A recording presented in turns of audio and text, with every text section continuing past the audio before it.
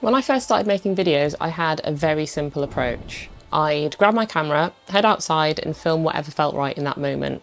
I always wanted my vlogs to feel natural and spontaneous, so I figured the best way to do that was to just go with the flow. But when I get home and start editing, that's when reality would hit, for three reasons. One, half of my footage didn't make any sense together. I'd have random clips with no clear connection, making it nearly impossible to form any kind of story.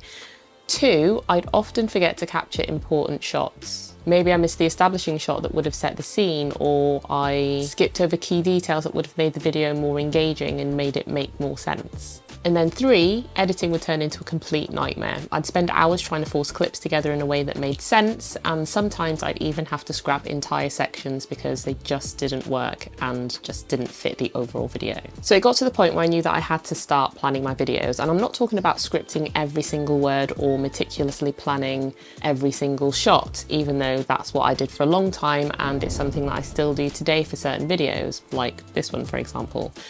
But say that you don't want to have a very detailed script or plan, having something that's very loosely planned out is going to make all the difference. So I'm going to share with you three key things that you can do when planning your videos, and these three things will still keep your vlog spontaneous, and it'll mean that you don't have to stick to a rigid script if that's not what you want to do. Imagine you've been handed a load of jigsaw puzzle pieces, but you weren't given the box as well.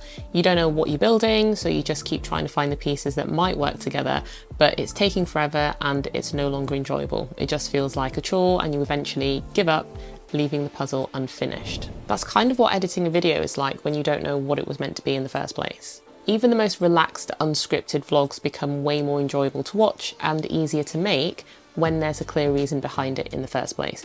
What's the story? What's the point? What's the main takeaway? Think about those kind of questions. Have you ever dozed off during a film, even for like 10 minutes, say towards the end, and as soon as you wake up, everyone around you is reacting to something huge that's just happened and you have absolutely no idea what's just gone on. You're trying to piece everything together. Before you dozed off, the characters were hiking up a snowy mountain about to be flattened by an avalanche. Now you're awake and they're being chased out to sea by speedboats. You didn't miss a massive chunk of the film, but what you did miss was a key part that actually makes what's unfolding now make sense. That's kind of what it's like when you're editing a video and you didn't plan for those key transitions or those key reaction shots. The little things that guide the viewer from one moment to the next to give context to what is actually going to unfold. You don't need a full storyboard, but having a rough idea of those key moments helps everything feel connected when you're watching it back. But say you do forget to include a shot that you just can't do without, and going back to the location wouldn't be feasible, there is another way, and this is where Artlist's new feature comes in handy, and it's a feature that blows my mind every time I've tried it. So this missing clip that you need, that you now have to source, sometimes you might go to a stock site and try and find something that fits in well enough or close enough to what you actually wanted. But now, when you head over to Artlist, you can actually use their new AI video generator, which has a very carefully curated collection of generative AI models and visual styles to fit your project. All you have to do is search through the style catalogue to find a style that fits, and you can even preview some of the videos to give you a better idea of what you're going to get. Then, when you've selected one, you'll see it appear by the prompt box. All you have to do is write out a description for the image that you want to generate, and the more descriptive you are with this prompt, the better the outcome is going to be. You can even hit the enhance button to make the prompt better to give you the best results, and you can do this as many times as you need to until you're happy with what you're potentially going to get. Then choose your resolution and how many images you want to generate at a time. Then hit generate and your images will be created for you. You can also generate new images whilst others are being created at the same time. So the next step after that then turns that image into a video clip. So all you have to do this time is just select animate on the image that you just generated, so choose the best one that you like, and the text box will move over to the image to video tab, where it will then have a suggested prompt so that the best animation is created from that image. But you can also edit the prompt if you want to as well, just to include any more details. Then you can set the length of the clip and the resolution if you want to change that. Then just hit animate and your clip will show up in your creations and you'll be able to download it and start seamlessly using it in your project. This is such a game changer, and with Artlist continuously updating the generator with the latest models and styles, there'll always be something fresh. So I've dropped a link in the description so that you can try it out for yourself and get 2 extra months free on any annual plan. And thanks to Artlist for sponsoring this video.